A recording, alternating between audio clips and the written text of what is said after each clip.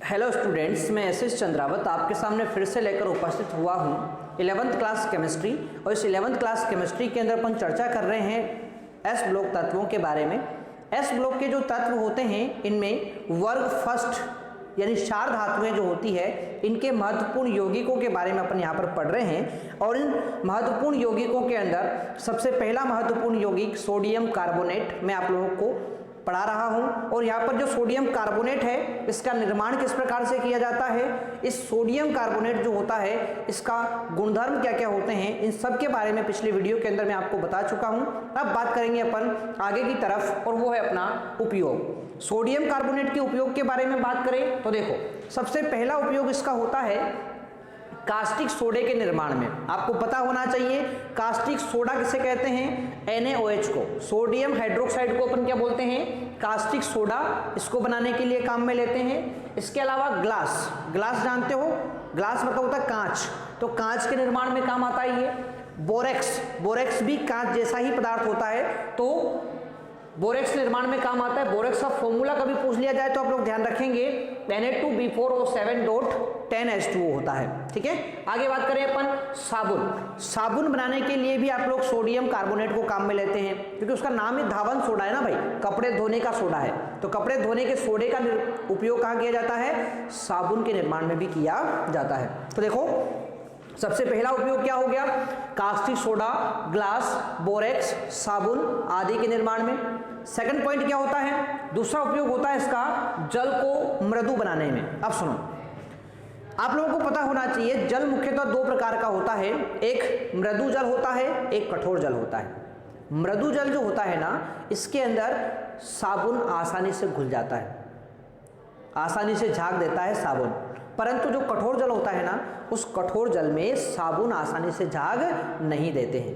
अब साबुन आसानी से झाग नहीं देते हैं तो उस कंडीशन में आप लोग जो है कपड़े सही तरीके से नहीं धो पाएंगे। तो आपको क्या करना होता है, उस कठोर जल को मृदु जल में बदलना होता है। तो कठोर जल को मृदु जल में बदलने के लिए क्या काम में लेंगे अपन, ये आपका सोडियम कार्बोनेट काम में लेते हैं, धावन सोडा काम में लेते हैं। और उपयोगों के बारे में बात करें तो अगला उपयोग इसका होता है धातु कार्बोनेट बनाने में। इसका उपयोग कहां पर होता है, धातु कार्बोनेट बनाने में। अब देखो धातु कार्बोनेट बनाने में मतलब क्या हुआ है ना, जैसे एग्जाम्पल के रूप में आप लोग ले सकते हैं, मुझे कैल्शियम का कार्बोनेट बनाना है, कैल्शियम का क्या बनाना है, कार्बोनेट बनाना है। ठीक है, कैल्शियम का क्या बनाना है, कार्बोनेट बनाना है। तो ये आप लोग कहाँ से प्राप्त कर सकते हैं, सोडियम कार्बोनेट से प्राप्त कर सकते हैं या धावन सोडे से प्राप्त कर सकते हैं। इसके अलावा और भी धातुओं के कार्बोनेट आपको बनाने हैं तो वो आप लोग यहाँ से बना सकते हैं। ये एग्जाम्पल के रूप में आप लोग यहाँ पर लिख सकते हैं आराम से। ठीक है ना, चलो। तो इस तरह से कैल्शियम के कार्बोनेट होते हैं, एल्यूमिनियम का कार्बोनेट होता है ना। इसके अलावा बात करते हैं अपन यहाँ पर, तो एल्यूमिनियम के अलावा आप लोग बात करते हैं और भी धातुओं के कार्बोनेट, आयरन के कार्बोनेट होते हैं। तो ये सब यहाँ से आप लोग बना सकते हैं। ठीक है भाई, चलो। तो धातु कार्बोनेट बनाने में हो गया। चौथा उपयोग की बात करते हैं तो चौथा उपयोग इसका होता है वस्त्र उद्योग में। वस्त्र उद्योग, भाई देखो कपड़े अपन बना रहे हैं तो कपड़ों को धोना भी पड़ेगा, है ना। कपड़े बना रहे हैं तो कपड़ों को धोना भी पड़ेगा, तभी तो साफ सुथरे होंगे वो। तो इसीलिए अपन को जो वस्त्र उद्योग होते हैं ना, वहां पर कपड़ों को साफ सुथरा बनाने के लिए क्या काम में लिया जाता है, ये आपका धावन सोडा या सोडियम कार्बोनेट काम में लिया जाता है। इसके अलावा बात करते हैं अपन तो अगला उपयोग होता है पेट्रोलियम के शुद्धिकरण में। पेट्रोलियम के शुद्धिकरण में, पेट्रोलियम के शुद्धिकरण में, यानी पेट्रोलियम पदार्थों को शुद्ध बनाने के लिए भी अपन किसको काम में लेते हैं, अपन इसी को काम में लेते हैं। आगे बात करते हैं सिक्स्थ उपयोग क्या होगा इसका। और सिक्स्थ उपयोग होता है भाई देखो Na2CO3 यानी सोडियम का कार्बोनेट और पोटेशियम का कार्बोनेट K2CO3, इन दोनों का मिश्रण जो होता है ना, का मिश्रण, इसको एक नाम देते हैं, इसको गलन मिश्रण बोलते हैं। क्या बोलते हैं इसको, गलन मिश्रण कहते हैं। तो देखो ये जो आपका सोडियम का कार्बोनेट है और पोटेशियम का कार्बोनेट, दोनों का जो मिश्रण होता है इसको अपन बोलते हैं गलन मिश्रण। और इस गलन मिश्रण का उपयोग जो किया जाता है ना, ये गुणात्मक विश्लेषण में अभिकर्मक के रूप में करते हैं। गलन मिश्रण का उपयोग गुणात्मक विश्लेषण में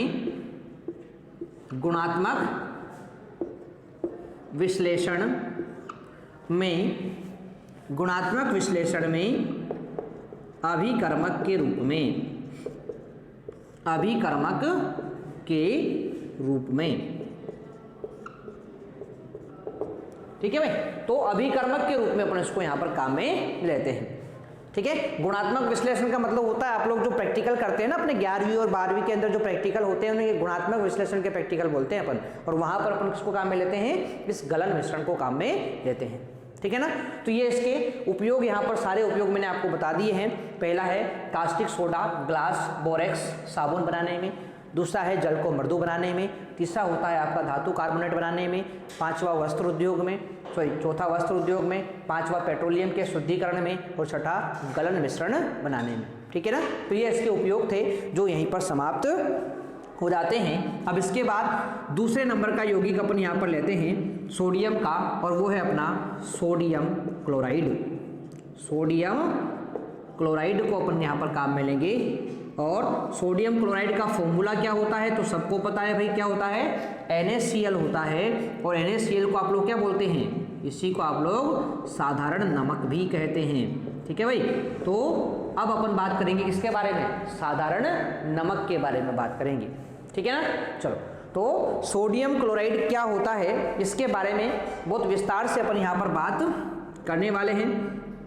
सबसे पहला काम तो अपन क्या करेंगे, यहाँ पर इसकी निर्माण की विधि पढ़ेंगे, यानी इसका निर्माण कैसे किया जाता है इसके बारे में बात करेंगे। तो देखो भाई सुनो ध्यान से, ये जो आपका सोडियम क्लोराइड है NaCl है, इस सोडियम क्लोराइड की बात करें तो देखो इसका निर्माण प्राचीन विधि से ही किया जाता है। प्राचीन विधि मतलब क्या हुआ, तो देखो आप लोग जानते हैं समुद्र के अंदर सोडियम क्लोराइड पाया जाता है। समुद्र जो होता है ना, समुद्र के जल में क्या पाया जाता है, सोडियम क्लोराइड। अब समुद्र के जल में सोडियम क्लोराइड जो होता है ना, उसको प्राप्त कैसे किया जाए, तो इसके लिए वहाँ आसपास के जो लोग होते हैं, आसपास के जो क्षेत्र के लोग होते हैं, वही उस समुद्र के जल से क्या बनाते हैं, नमक बनाते हैं। कैसे बनाते हैं, तो सुनो ध्यान से। करते क्या है वो है ना, जमीन के अंदर इस प्रकार की है ना, इस प्रकार की बहुत सारी छोटी छोटी सी क्या बनाते हैं, क्यारियां बनाते हैं। छोटी छोटी सी क्या बनाते हैं, वो क्यारियां, इस प्रकार से है ना।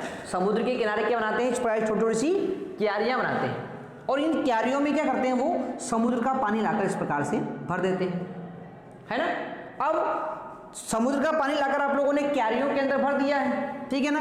अब ये जो समुद्र का पानी आप लोगों ने यहाँ पर भरा है, इसके ऊपर क्या गिरेगा, इसके ऊपर सूर्य का प्रकाश गिरेगा। सूर्य का प्रकाश गिरने से होगा क्या, तो ये पानी जो है वो वाष्प बनकर उड़ेगा, ठीक है ना।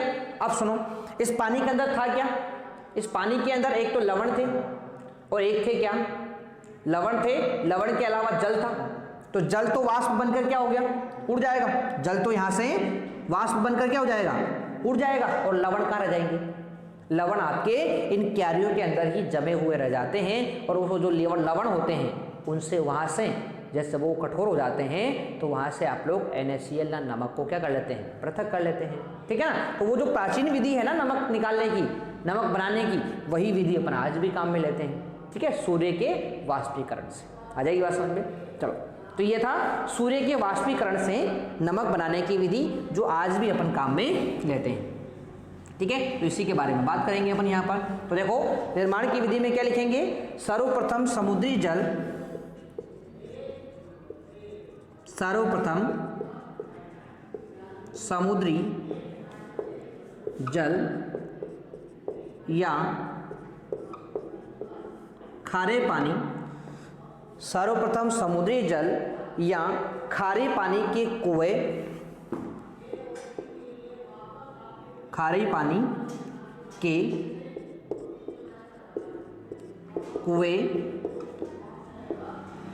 का जल समुद्री जल या खारे पानी के कुएं का जल या झीलों का जल, या यहां पर क्या ले सकते हैं अपन, झीलों के जल का सूर्य के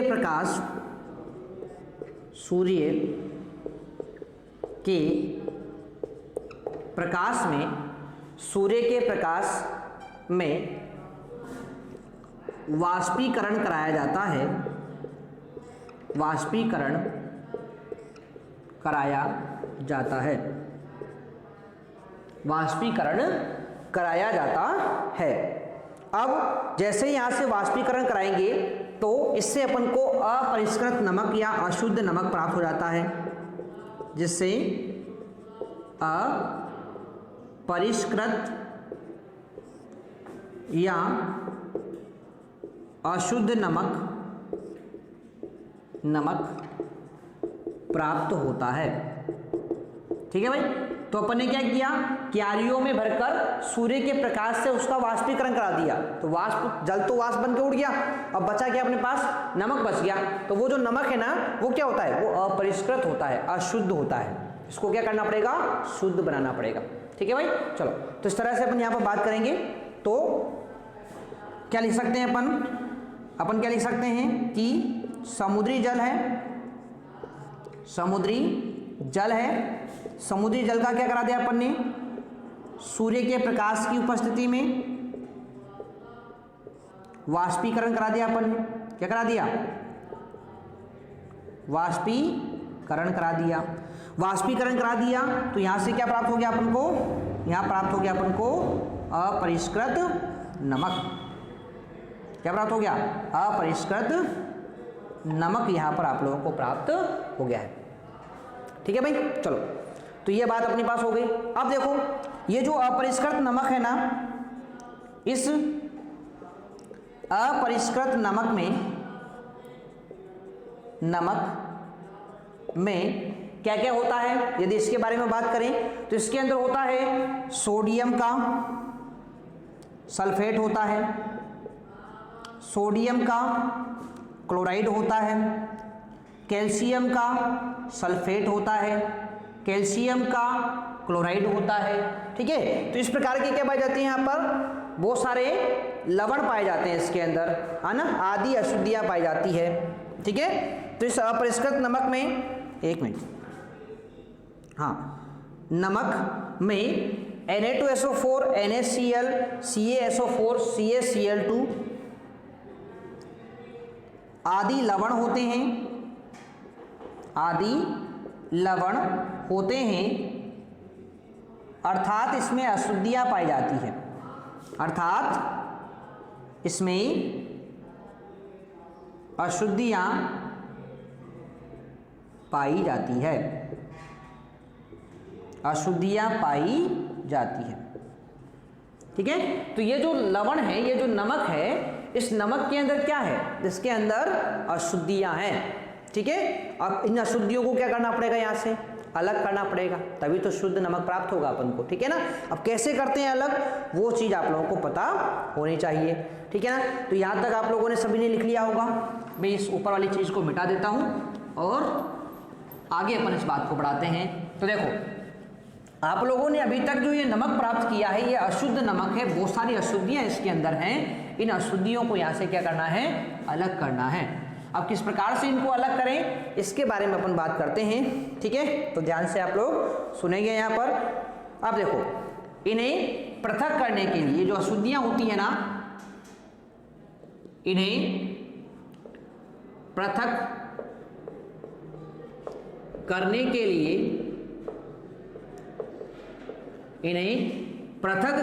लिए, अपरिष्कृत नमक को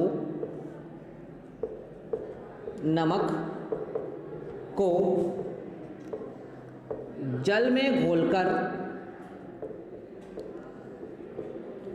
अपरिष्कृत नमक को जल में घोलकर अविलेय अशुद्धियों को अलग कर लेते हैं, घोलकर अविलेय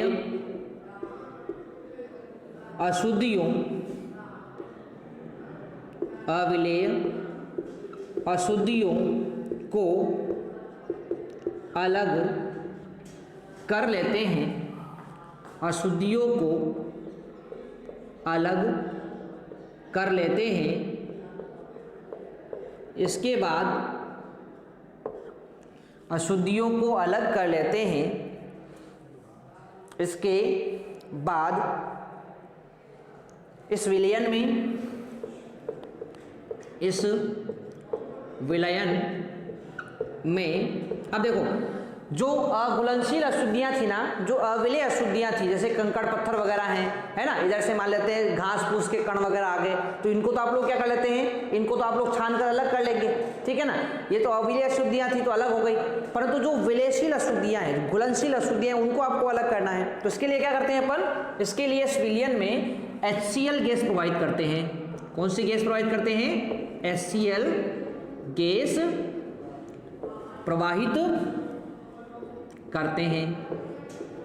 तो यहाँ पर हाइड्रोजन क्लोराइड यानी कि HCl गैस यहाँ पर क्या करेंगे अपन, प्रवाहित करते हैं, जिससे NaCl के क्रिस्टल बन जाएंगे, जिससे NaCl का क्रिस्टलीकरण हो जाएगा भाई, क्रिस्टल बन जाएंगे इसके, ठीक है, क्रिस्टलीकरण हो जाता है। क्या हो जाएगा, क्रिस्टलीकरण हो जाता है, ठीक है। तो NaCl के क्या बन जाएंगे, यहाँ पर क्रिस्टल बन जाएंगे, क्रिस्टलीकरण यहाँ पर हो जाता है, और इस प्रकार NaCl प्राप्त होता है, ठीक है। तो इस प्रकार से आप लोग NaCl को या नमक को प्राप्त कर लेते हैं, ठीक है। तो सुनो ध्यान से, एक बार मैं फिर रिपीट कर रहा हूँ, ध्यान से देखो। निर्माण की विधि क्या होगी, सबसे पहले समुद्री जल को आप लोग क्यारियों में भर लेंगे, क्यारियों में भरकर क्या करेंगे, देखो समुद्री जल हो, खारा जल हो, खारे पानी, खारी कुएं का जल हो, खारा झील का जल हो, कोई सा भी जल हो, खारा होना चाहिए बस, ठीक है। तो उस खारे जल को अपन क्या करते हैं, क्यारियों में भर के और सूर्य के द्वारा उसका वाष्पीकरण करा देंगे। जैसे ही पानी वाष्प बनकर उड़ जाता है तो वहां पर जो तली में जो लवण है ना वो जमा हो जाता है, ठीक है। अब वो जो लवण या वो जो नमक आपको प्राप्त हुआ ना, उसको अपन क्या बोलते हैं, अपरिष्कृत नमक बोलते हैं। अपरिष्कृत क्यों बोला, क्योंकि अभी ये अशुद्ध है, इसके अंदर क्या है, बहुत सारी अशुद्धियां हैं, जैसे कि NaCl तो है से, साथ में NaSO4 है, सॉरी इसको सही कर लेंगे अपन, यहाँ पर Na2SO4 है ना, Na2SO4 है, NaCl है, CaSO4 है, CaCl2 है, इस प्रकार की अशुद्धियां यहाँ पर पाई जाती है। अब इन अशुद्धियों को क्या करना पड़ेगा, अलग करना पड़ेगा। अलग करने के लिए क्या करते हैं अपन, इन्हें पृथक करने के लिए जो आपके पास अपरिष्कृत नमक है ना, उस अपरिष्कृत नमक को आप लोग क्या करेंगे, जल में घोल देंगे। जैसे जल के अंदर घोलेंगे तो यहाँ पर जो भी कंकड़ पत्थर है ना, जैसे कूड़ा करकट वगैरह आ जाता है मान लेते हैं, क्योंकि नीचे तो आप लोगों ने बिछाया था उसको, ठीक है। तो कूड़ा करकट है, इधर से कंकड़ पत्थर आ जाते हैं, इनको आप लोग छान कर क्या कर लेंगे, अलग कर लेंगे। तो अविलेय अशुद्धियां तो यहाँ से अलग कर ली जाएगी। इसके बाद क्या करेंगे, इसके अंदर HCl गैस प्रोवाइड कर देंगे। जैसे HCl गैस प्रोवाइड करोगे आप लोग, NaCl के क्या बन जाएंगे, क्रिस्टल, और उन क्रिस्टलों को छान कर वहाँ से क्या कर लेंगे, अलग कर लेंगे, और इस प्रकार से आपका NaCl प्राप्त हो जाता है, ठीक है। तो ये था नमक को प्राप्त करने की विधि, जो आपकी यहीं पर समाप्त हो जाती है। अब बात आती है कि सर इस नमक के गुणधर्म क्या होते हैं, यानी NaCl के क्या क्या गुण होते हैं, इनके बारे में भी बात कर लेते हैं। तो देखो NaCl के गुणधर्म के बारे में बात करें, सबसे पहला गुण तो आप लोग जानते हैं इसका, क्या जानते हैं कि यह सफ़ेद क्रिस्टलीय ठोस होता है, सफ़ेद होता है, क्रिस्टलीय होता है और ठोस होता है। ये तो आप लोग अच्छे से जानते हैं उसके बारे में, है ना। नमक को अपन काम में लेते हैं घर पे डेली, तो आपने देखा होगा सफ़ेद होता है, क्रिस्टलीय होता है और ठोस होता है, ठीक है। पहला गुण तो ये हो गया। बात करें दूसरे गुण के बारे में, तो देखो दूसरा गुण इसका होता है कि यह है ना, ये दो पदार्थों की उपस्थिति के कारण, सुनो, एक तो CaCl2 है, वह MgCl2, दो पदार्थ होते हैं इसके अंदर, CaCl2 व MgCl2 की उपस्थिति के कारण प्रस्वेद्य प्रकृति का होता है। अब सुनो इसका मतलब क्या है, प्रस्वेद्य प्रकृति का होता है। अब सुनो इसका मतलब मैंने आप लोगों को पहले भी बताया था, प्रस्वेद्य का मतलब होता है नमी को अवशोषित करने का गुण पाया जाता है इसके अंदर। देखा होगा ना, बरसात के दिनों में नमी आने के कारण नमक गीला हो जाता है, अपने आप हो जाता है। सर्दी के दिनों में अभी देख रहे होंगे आप लोग, है ना, सर्दी के दिनों में भी अभी क्या होता है, नमक जो होता है ना, जिसको खुला रख दिया जाए तो गीला हो जाता है। वो क्यों हो जाता है गीला? वो क्योंकि वो नमी को अवशोषित कर लेता है। और ये जो गुण होता है ना, अभी नमी को अवशोषित करके गीले होने का गुण, इसको बोलते हैं अपन प्रस्वेद्य गुण। क्या बोलते हैं इसको? प्रस्वेद्य गुण बोलते हैं। और ये होता किस कारण है? तो ये होता है उस नमक में कैल्शियम क्लोराइड व मैग्नीशियम क्लोराइड की अशुद्धि के कारण, ठीक है ना। तो इसीलिए इसमें क्या पाए जाते हैं? प्रस्वेद्य गुण पाए जाते हैं, यानी कि ये गीला हो जाता है।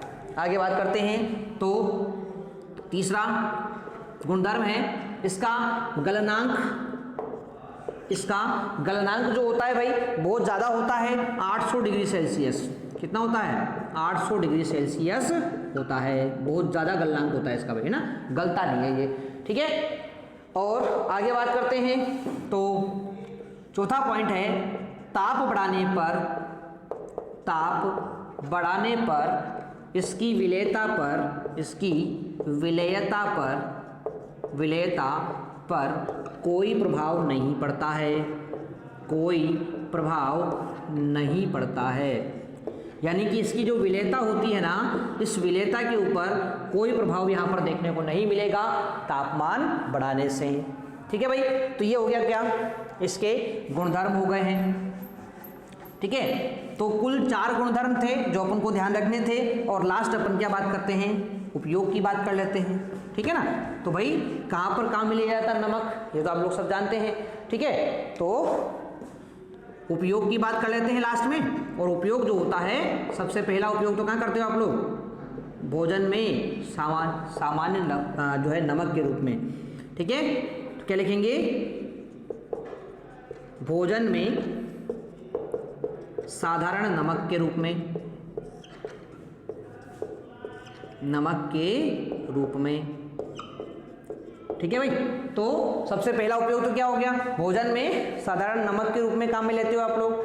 इसके अलावा दूसरा उपयोग कहाँ पर होता है इसका? तो देखो दूसरा उपयोग है ना इसका, बहुत सारे यौगिकों को बनाने में काम आता है, जैसे कि Na2O2 इसके निर्माण में काम आएगा, Na2CO3 आपको पता हो तो सोडियम कार्बोनेट, इससे पहले अपन ने यौगिक बनाया था ना, उसमें NaCl का जलीय विलयन काम में लिया था, यही था ना वो, ठीक है, इसके निर्माण में काम आता है। सोडियम हाइड्रोक्साइड NaOH के निर्माण में काम आता है। Na2SO4 सोडियम का सल्फेट, है ना, आदि के निर्माण में, ठीक है। तो इनके निर्माण में काम आता ही है, ठीक है। चलो तीसरी बात करते हैं अपन, तो साबुन निर्माण में काम आता है। साबुन जो बनते हैं ना आपके, उन साबुन के निर्माण में भी क्या काम आता है? यही आपका नमक काम में लिया जाता है। चौथा उपयोग क्या होता है? तो खाद्य पदार्थों के परिरक्षण में, खाद्य पदार्थों के परिरक्षण में। अब देखो इसका मतलब क्या हुआ? खाद्य पदार्थों के परिरक्षण का मतलब ये हुआ कि जो आपके खाद्य पदार्थ जैसे अचार होता है, आप लोग क्या करते हैं, अचार में बहुत सारा नमक डाल देते हैं, नमक डालने से क्या होता है, वो खराब नहीं होता है ना। तो इस तरह से ये नमक जो होता है ना, खाद्य पदार्थों को सुरक्षित रखने का कार्य भी करता है, ठीक है भाई। तो अपन सोडियम का एक और यौगिक यहाँ पर पढ़ चुके हैं, और वो है आपका NaCl नमक। तो ये 2 यौगिक तो आप लोगों को यहाँ पर समझ में आ गए होंगे। और भी कुछ यौगिक हैं जिनको अपन पढ़ेंगे नेक्स्ट वीडियो के अंदर, ठीक है। मिलते हैं नेक्स्ट में, तब तक के लिए टेक केयर, बाय।